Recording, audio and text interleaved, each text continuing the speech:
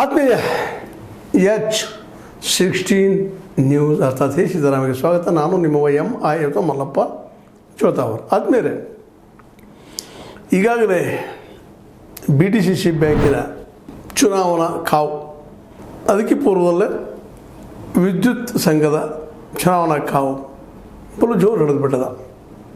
ಆ ಜೊತೆಗೆ ಹೀರಾ ಶುಗರ್ದು ಸಹಿತ ಈ ಚರ್ಚೆಗಳ ಮಧ್ಯೆ ಮತ್ತಷ್ಟು ಚರ್ಚೆ ಆಗ್ತಾ ಅಲ್ಲಲ್ಲೇ ಸಭೆಗಳು, ಆ ಸಭೆಗಳಲ್ಲಿ ಒಬ್ಬರ ಮೇಲೆ ಒಬ್ಬರು ಟೀಕಾ ಮಾಡುವಂಥದ್ದು, ನೀವು ರಾಕ್ಷಸರು, ರಾಕ್ಷಸ 600 ಕೋಟಿ ರೂಪಾಯಿ ತಿಂದು ಮುಗಿಸಿದವರು ರಾಕ್ಷಸರು, ನಾವು ರಾಕ್ಷಸರು ಅಂತ ಒಂದು ಸಭೆಯಲ್ಲಿ ನಮ್ಮ ಸತೀಶ್ ಜಾರಕಿಹೊಳಿ ಕೇಳ್ತಾ ಇದ್ದಾರೆ.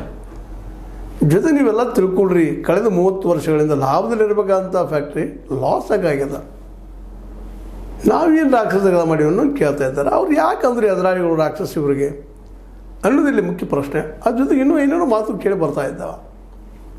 ಒಂದು ಕಡೆ ಕತ್ತಿಯವ್ರ ಬೆಂಬಲಿಗರು, ಇನ್ನೊಂದು ಕಡೆ ಜಾರಕಿಹೊಳಿ ಅವ್ರ ಬೆಂಬಲಿಗರು, ಜೊಲ್ಲೆಯವ್ರ ಬೆಂಬಲಿಗರು ತಮ್ಮದೇ ಸಭೆಗಳನ್ನು ನಡೆಸಿ ಪ್ರತಿ ಮನೆಗೆ ಹೋಗಿ ಅವ್ರ ವಿರುದ್ಧ ಇವರು ವಿರುದ್ಧ ಅವರು ಕಟ್ಟಿ ಮಾತಾಡುವಂಥದ್ದು, ಈ ಫ್ಯಾಕ್ಟ್ರಿ ಕಳ್ಕೊಂಡ್ರೆ ಮುಂದೆ ಉಳಿಲಿಕ್ಕೆ ಅನ್ನುವಂಥ ಮಾತನ್ನು ಕತ್ತಿಯವ್ರು ಹೇಳಿದ್ರೆ, ಅವರೇನು ಉಳಿಸಿದಾರೆ ಅದನ್ನಂತ ಇವ್ರು ಕೇಳ್ತಾ ಇದ್ದಾರೆ. ಅಂದ್ರೆ ಒಬ್ಬರುಗಳು ಆರೋಪ ಪ್ರತ್ಯಾರೋಪಗಳು ಜೋರಾಗ್ತಾ ಇದ್ದಾವೆ. ಸ್ವತಂತ್ರವಾದ ಮೀಡಿಯಾಗೆ ಬೇಕಾಗಿರುವುದು ಸ್ವತಂತ್ರ ಧ್ವನಿ. ಆ ಸ್ವತಂತ್ರ ಧ್ವನಿ ಉಳಿಸಲು ನೀವು ಮಾಡಬೇಕಾದದ್ದು ಇಷ್ಟೇ. ಅದೇನಪ್ಪಾ ಅಂತಂತಂದ್ರೆ, ನಿಮ್ಮ ಕೈಲಾದಷ್ಟು ಸಹಾಯ ಈ ಚಾನಲ್ಗೆ ಮಾಡಿ ಹಾಗೂ ನಿಮ್ಮ ಧ್ವನಿಯನ್ನು ಕಾಪಾಡಿಕೊಳ್ಳಿ. ಇದರಲ್ಲಿ ಯಾರನ್ನು ತಿಂದ್ರು ಏನು ಮಾಡಿದ್ರು ಗೊತ್ತಿಲ್ಲ.